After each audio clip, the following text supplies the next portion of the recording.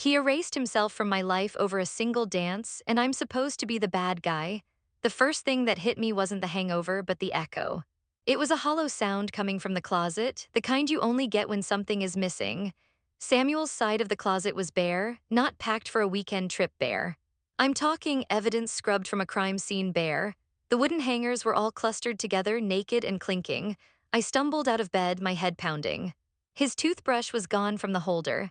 The ridiculously expensive cologne I got him for his birthday vanished from the dresser. Even his worn-out running shoes were missing from their spot by the door. Then I saw it, sitting alone on his nightstand, catching the morning light. The simple silver ring I gave him for our first anniversary. It wasn't thrown, it wasn't broken. It was just placed, and my brain, sluggish and thick with last night's wine, could only conjure one single, monumentally stupid reason for all of this: the dance. A 3-minute slow dance with his best friend, Kai, that's it. That's what warrants a full-scale evacuation. No fight, no note, just a ghost. He didn't even give me a chance to defend myself. Seriously, who does that? What kind of person just disappears over something so small? Look, let me be clear. Samuel and I were good, 3 years good.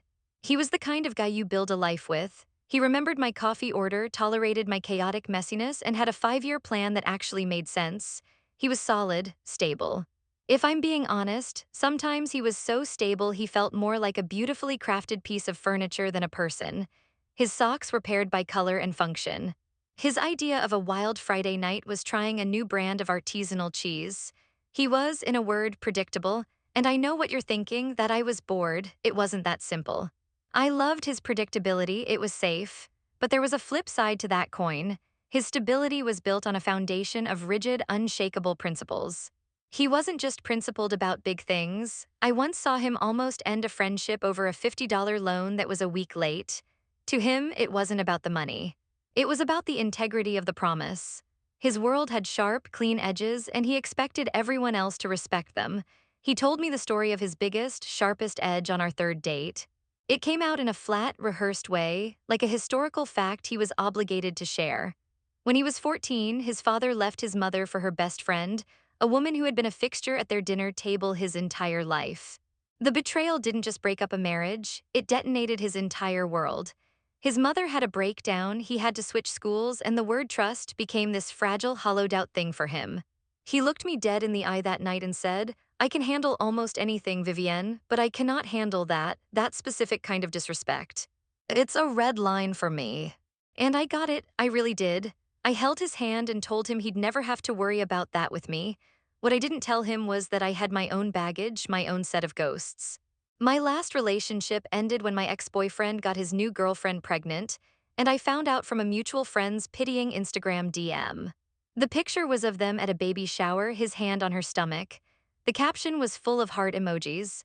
The humiliation was so public, so absolute, it felt like a public execution of my worth, and it left a permanent crack in my self-esteem.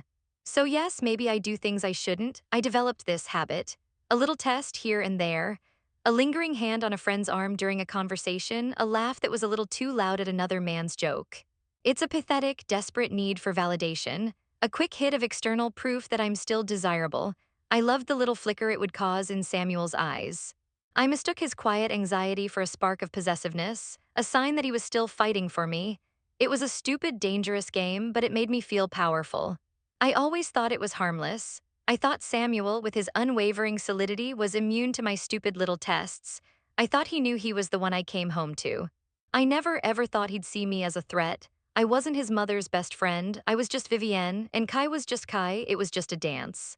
He's taking a trauma from 30 years ago and projecting it onto a perfectly innocent situation. It's not just unfair, it's completely irrational. The party was at our friend Amelia's place. It was the kind of gathering we'd been to 100 times before: good music, cheap wine, and a living room crowded with familiar faces. Samuel was in his element, which meant he was methodically discussing the merits of different retirement funds with another equally serious friend near the kitchen. I loved him for it, but God, it could be draining.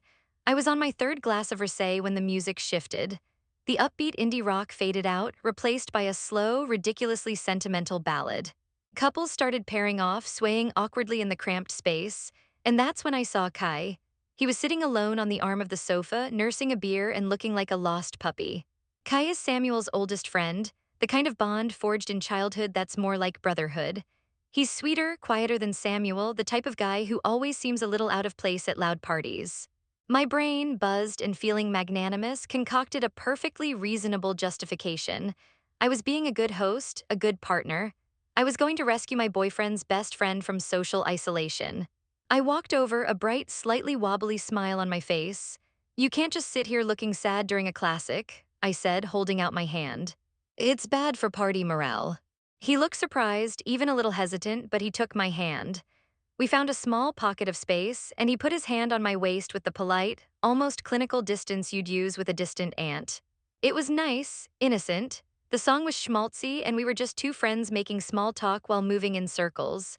I remember asking him about his new job, him asking about my sister. But then I saw Samuel. He was standing by the makeshift bar, holding a cup, watching us.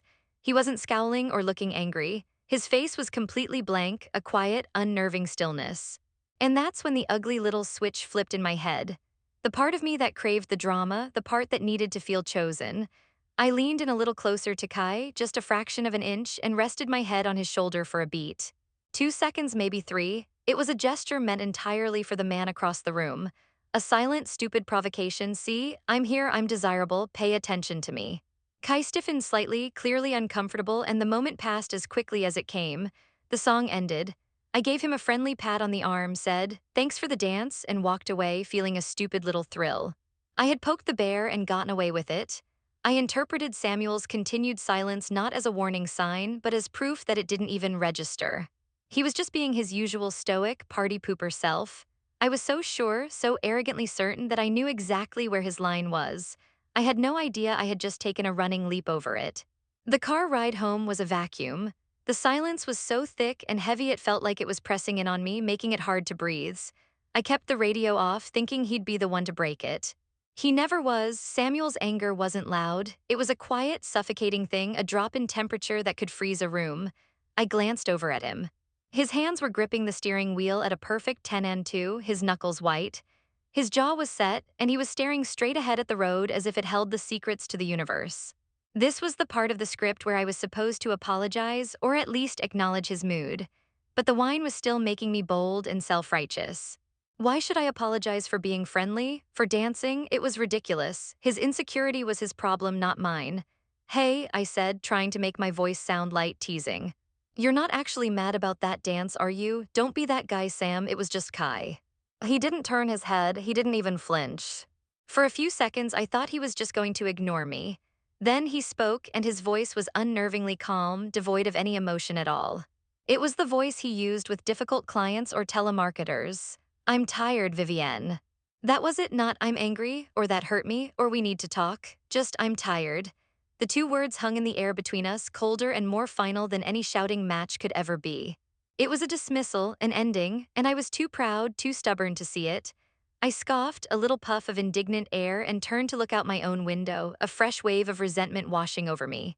Fine, be a child, sulk, I wasn't going to beg. When we got back to the apartment, he went straight into the bedroom and closed the door. I stayed in the living room, defiantly watching some garbage TV show, expecting him to come out and start the argument he was so clearly bottling up. He never did. I eventually fell asleep on the couch, wrapped in a throw blanket, still fuming. The next morning, the sun was streaming through the windows and the apartment was silent. Too silent, the bedroom door was open and he was gone. There was no slammed door, no angry note left on the counter, no dramatic confrontation. He had simply edited himself out of my life. The quiet efficiency of it was the most brutal part. It denied me a fight, it denied me a scene. It denied me the chance to twist his words and make this his fault. All it left behind was the clean, undeniable fact of my own actions, echoing in the empty space where he used to be.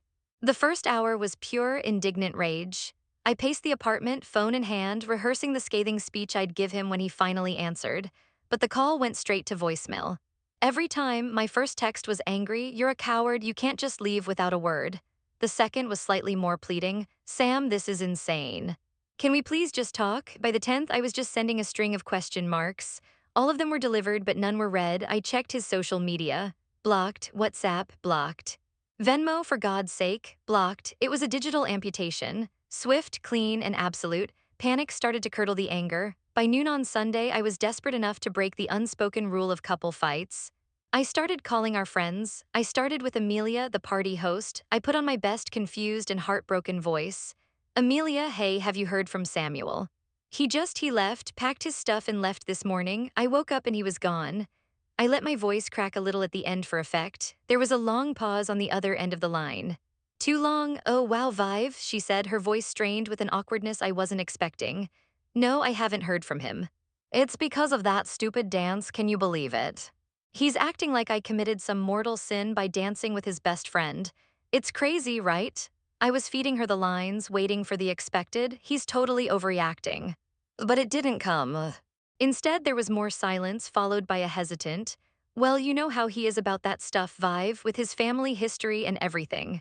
The validation I was seeking evaporated. So you're taking his side? I snapped, my voice sharper than I intended.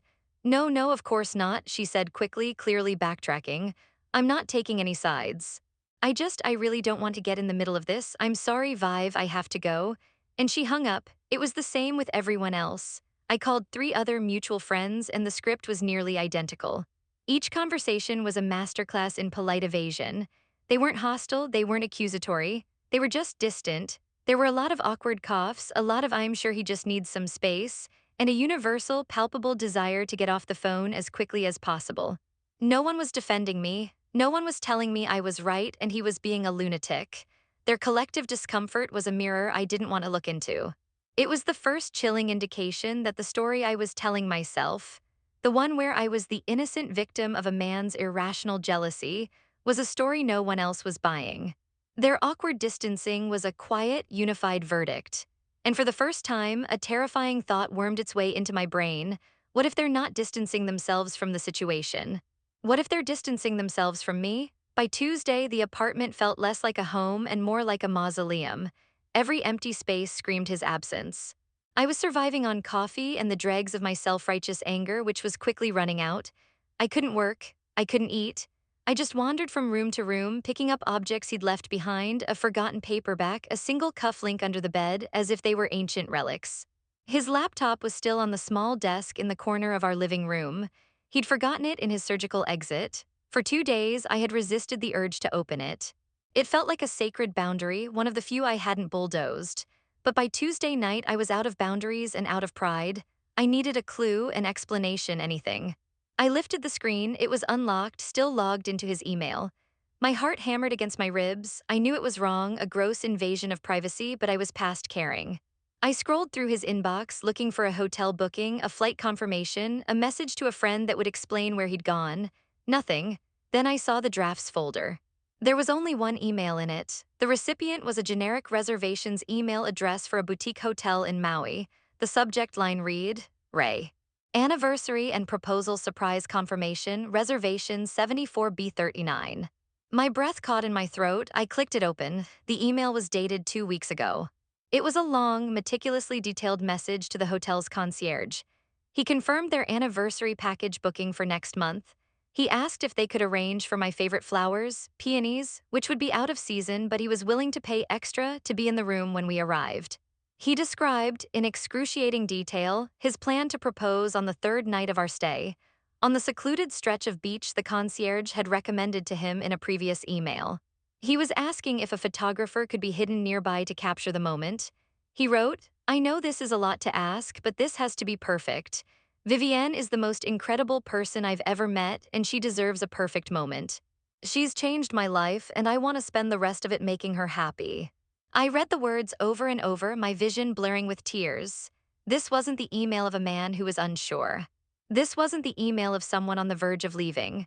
This was a man who was all in, who was planning a future, our future, with the same quiet, steady deliberation he applied to everything else in his life. The draft was unfinished. The last sentence was cut off mid-thought. Regarding the ring, I'll be carrying it with me, so security at check-in. He never finished it, he never sent it. This plan, this beautiful, perfect future he had built for us, was now just a digital ghost in a drafts folder. It was a relic of a life that was supposed to be mine. And I finally understood. He didn't leave me because of a 3-minute dance. He left because in those 3 minutes I had taken this man, this beautiful, planning, hopeful man, and I had shown him his father's ghost. I had proven in the most casual and cruel way imaginable that I was capable of becoming his worst nightmare. The future he was planning didn't just die, I had murdered it. I'm sitting at a corner table in a coffee shop downtown, the kind of place with exposed brick and overpriced lattes that Samuel would have called aggressively trendy. I'm on the phone with my friend Chloe, the one friend who is loyal enough or perhaps just enjoys the drama enough to still listen to my rants. Honestly, Chloe, I'm starting to think it's a blessing in disguise, I say, swirling the foam in my cup with a wooden stirrer.